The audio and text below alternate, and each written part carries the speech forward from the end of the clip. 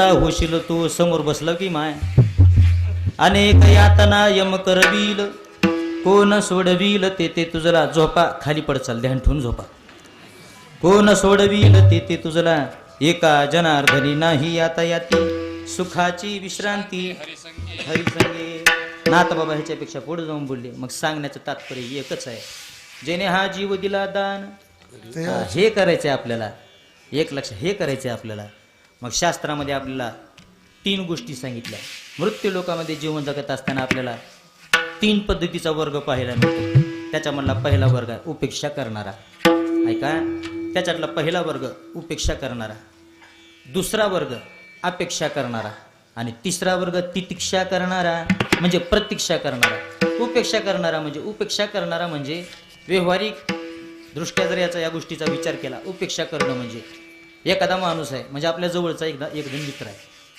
मित्र आहे मग त्याला जर समजा 2 पैशाची गरज पडली तर तो आपल्या मित्राकडून मदत मागतो मित्र सहकार्य करतो सुद्धा मदत करतो सुद्धा रोज उठायचं मित्राला मागायला जायचं बरं ठीक आहे गरज पडली मागितल्यानंतर मित्राने दिले सुद्धा मग दिलेले वापस द्यायचे राहतात का नाही पैसे का तिकडच कसं आहे तुमच्याकडून घेऊन गेले कोण तर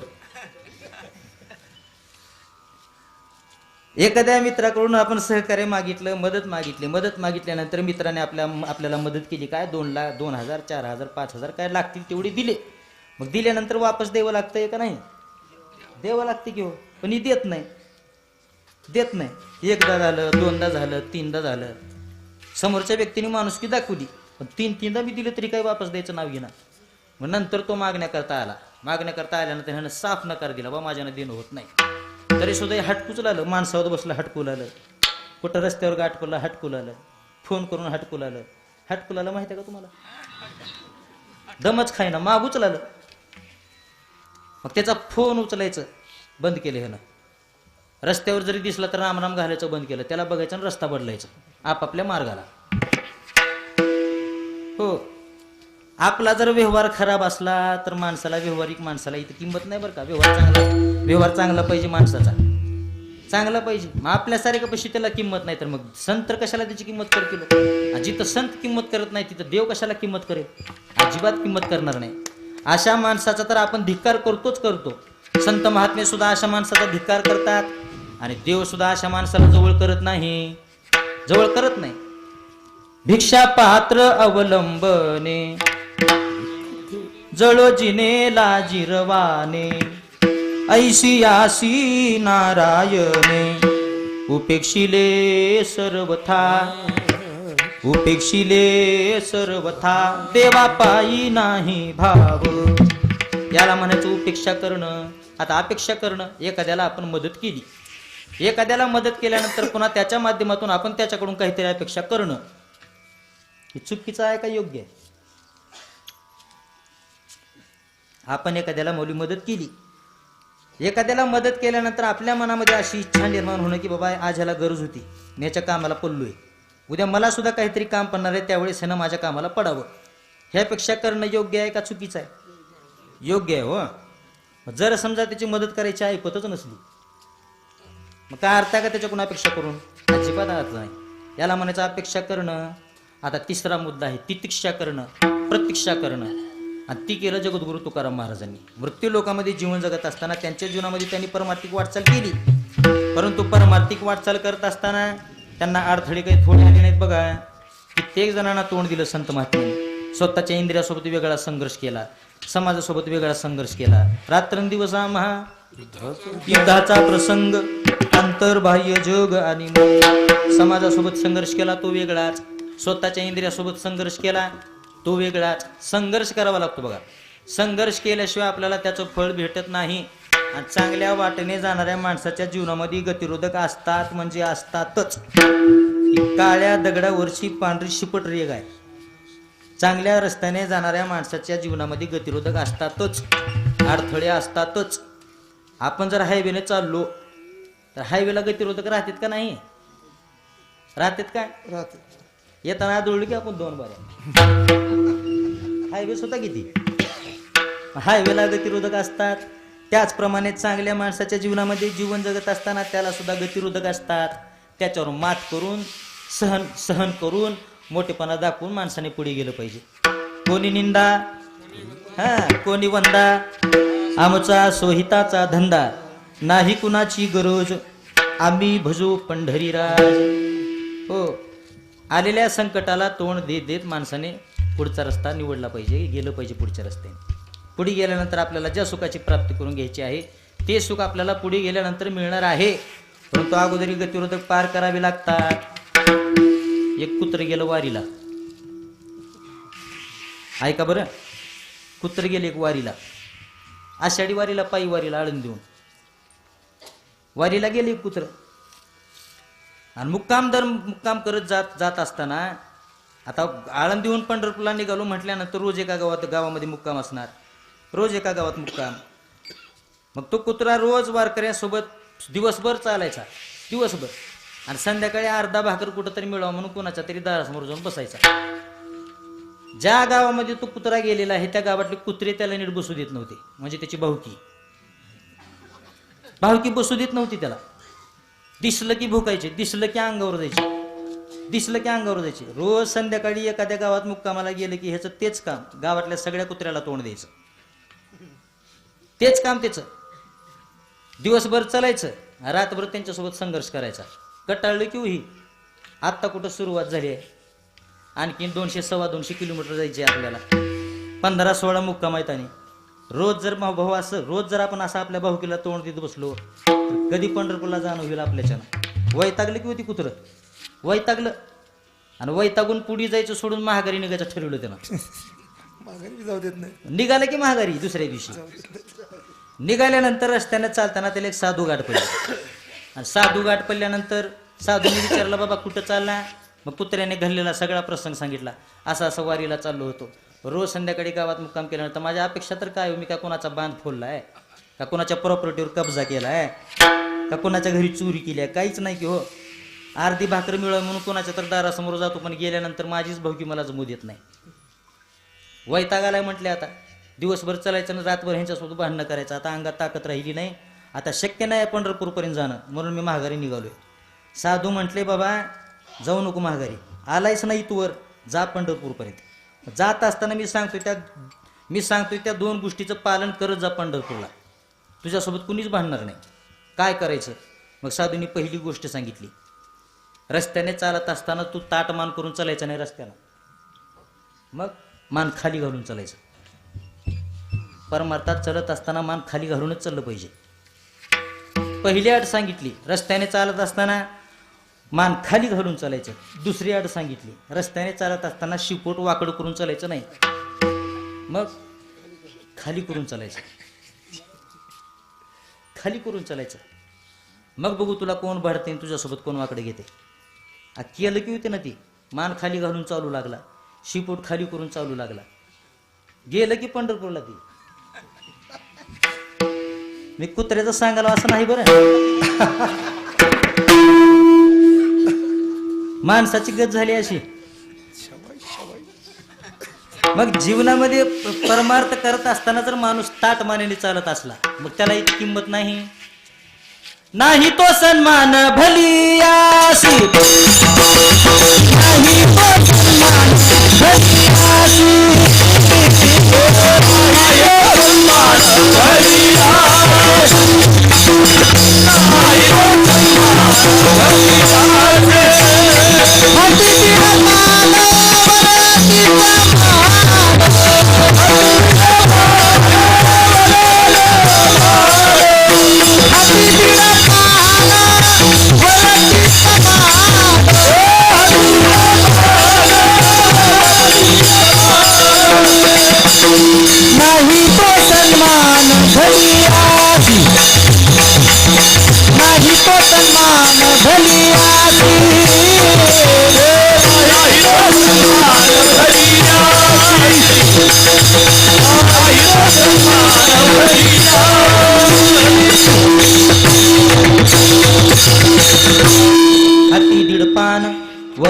मान नाही तो सन्मान भली असी. मृत्यू लोकांमध्ये जीवन जगत असताना पारमार्थिक क्षेत्रामध्ये राहून जर माणूस ताट मानेने चालू लागला तर त्या माणसाला इथं किंमत नाही. इथं येत असताना माणसाने मान खाली घालूनच आलं पाहिजे. जास्त शानपणा गाजवायची गरज नाही, अजिबात गरज नाही. इथे येत असताना माणसाने येडं होऊनच आलं पाहिजे. वेडा झालो हरीच्या आलो जागरणा. हो, माणसाने वेडं होऊनच परमार्थिक वाटचाल केली पाहिजे. आणि ही खूप मोठी शोकांतिक आहे. इथं माणसं ताईटूच चाललेत हो. बघा तुम्ही, इथं आल्यानंतर सुद्धा लोक असं महागारी घ्यायला तयार नाहीत. हे आता बसलेले लोकांचं जाऊ द्या हो, आपल्यात आपलं सुद्धा कुणासोबत जमना गेले. एका वादकाच्या समोर दुसरा वादक थांबला, गोड वाटणं. एका गायकासमोर दुसरा गायक थांबला, गोड वाटणं हो आपल्याला.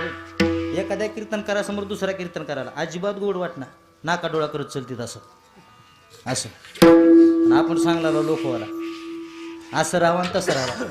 आपण सांगलेला उपयोग नाही. अगोदर आपल्या आचरणात ते आणलं पाहिजे, पण त्या आचरणात आपण आणणंच गेला. आणि आपण केलेला अभ्यास आपण लोक वाटत फिरवला, आपल्या शरीरात ती जायचं ना गेलाय, जवळ काही राहायचं ना गेले आपल्या. कसं जाईल सगळं लोक वाटून पार करलं आपण. थोडं तर आपल्या जवळ ठेवायला पाहिजे. हाती दीड पान वरतीच मान नाही तो सन्मान भली असी. इथं माणसाने नम्र होऊनच चाललं पाहिजे. आणि तेच केलं तुकाराम महाराजांनी. समाजाकडे लक्षच दिलं नाही, नम्र होऊन चालू लागले. तुकाराम महाराजांना अपेक्षा होती आपल्याला भगवंताचं दर्शन व्हावं. एक दिवस त्यांना यश मिळालं ना, भगवंताचं सुद्धा दर्शन झालं. पण येणाऱ्या जाणाऱ्याला विचारावं तुकाराम महाराजांनी, देव कृपा करील मज, देव कृपा करील मज, पुसावे हेची वाटे, जे जे भेटे तयासी. देव कृपा करील मज, कायला राखील. तुकाराम महाराजांनी येणाऱ्या जाणाऱ्याला विचारावं तुकाराम महाराजांनी. एक दिवस तुकाराम महाराजांना त्याच्यात यश मिळालं, भगवंताचं दर्शन झालं. संत महात्म्याची वाट बघितली, संत महात्म्याचं सुद्धा दर्शन झालं. जशी इच्छा तुकाराम महाराजांची होती की देवाचं मला एकदा तरी दर्शन व्हावं, दुसरी इच्छा होती संत महात्म्याचं मला एकदा तरी दर्शन व्हावं. तशीच आणखीन एक इच्छा तुकाराम महाराजांच्या अंतःकरणात होती, मला माझ्या जातीचा कोणीतरी भेटावा. तुकाराम महाराजांच्या अंतःकरणात ही सुद्धा इच्छा होती. म्हणून तुकाराम महाराज हे सुद्धा विचारत फिरू लागले, बाबा माझ्या जातीचा मला कोण भेटेल का, भेटेल का मला कोण. अभंगाचं पहिलं चरण, माझी जातीचे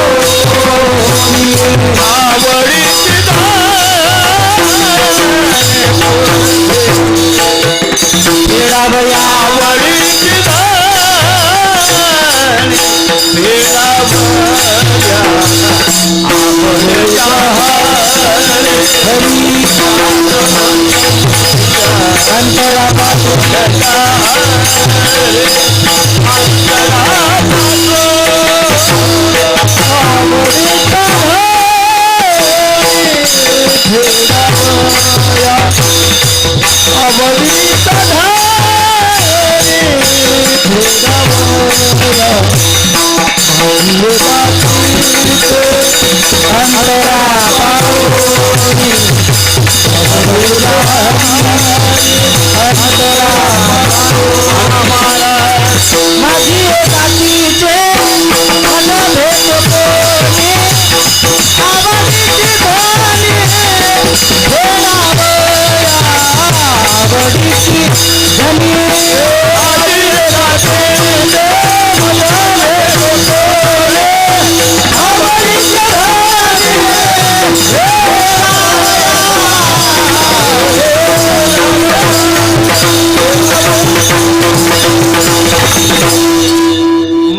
माझे जातीचे मज भेटू कोणी, आवडीची धनी फेडावया. तुकाराम महाराजांनी वाट बघितली, प्रतीक्षा केली तुकाराम महाराजांनी. ज्या पद्धतीने देवाचा शोध घेतला तुकाराम महाराजांनी, ज्या पद्धतीने संत महात्म्यांचं सानिध्य मला माझ्या जीवनामध्ये प्राप्त व्हावं, या अपेक्षा ज्या तुकाराम महाराजांच्या होत्या, त्याच्यामध्ये आणखी एक तिसरी अपेक्षा होती.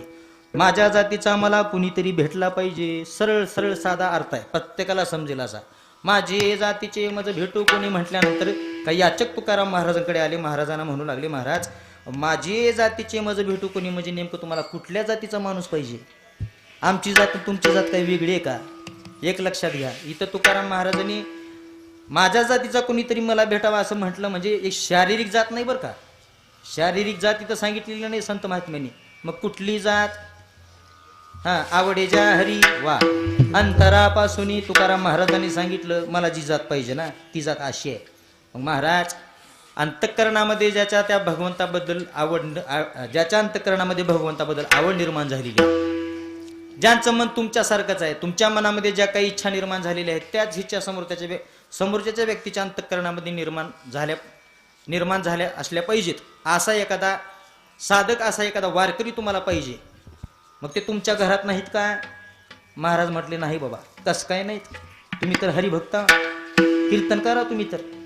मग तुमच्या घरामध्ये नाही का तो माणूस? महाराज म्हटले, बाबा अजिबात नाही. एखाद्या घरातून जर एखादा कीर्तनकार निघाला तर बाकीचे सुद्धा तसेच निघतील. सांगता येतं? नाही, होऊच शकत नाही तसं.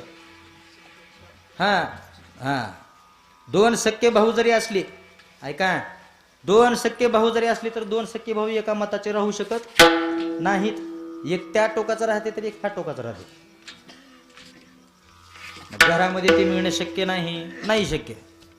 आता तुकाराम महाराजांना वैकुंठ गमन करून 375 वर्ष पूर्ण झाली.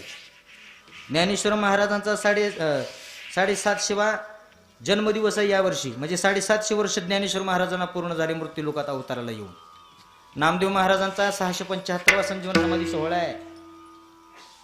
तुकाराम महाराजांचा 375वा वैकुंठ गमन सोहळा. 375 वर्ष झाले तुकाराम महाराजांना. तुकाराम महाराज निघून गेल्यापासून तुकाराम महाराजांच्या घराण्यामध्ये दुसरे तुकाराम महाराज जन्माला आलेच नाहीत. ज्ञानेश्वर महाराजांच्या नंतर त्यांच्या घरामध्ये दुसरे ज्ञानेश्वर महाराज आलेच नाहीत. पैठणकरांचं उदाहरण घ्या, नाथबाबाच्या नंतर नाथबाबांच्या घरी दुसरे नाथ महाराज जन्माला आलेच नाहीत. एखाद्या कीर्तनकाराचा मुलगा कीर्तनकारच होईल सांगता येते का? अजिबात नाही. काय भुलला शिवरलिया रंगा, काय भुलला शिवरलिया रंगा, चोखा डोंगा परी भावनो हे डोंगा, चोखा डोंगा परी भावनो हे डोंगा, काय भुलला शिवरलिया रंगा.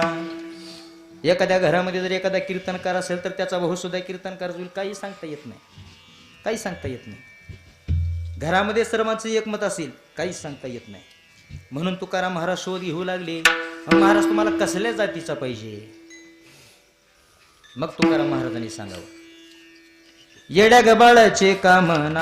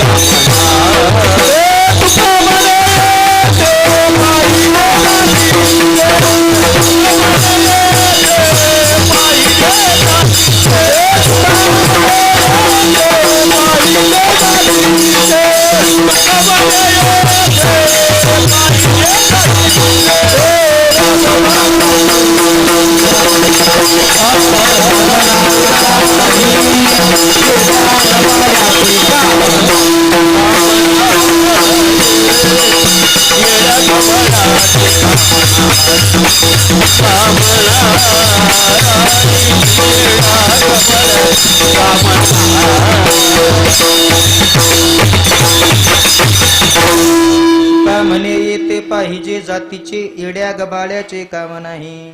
इथं जातीवंत माणूस पाहिजे, जातीवंत पाहिजे. म्हणजे कसा? देह जाऊ अथवा राहो, पांडुरंगी दृढ भाऊ, चरण न सोडी सर्वथा, आन तुझी पंढरीनाथा. असा एखादा साधक मला पाहिजे.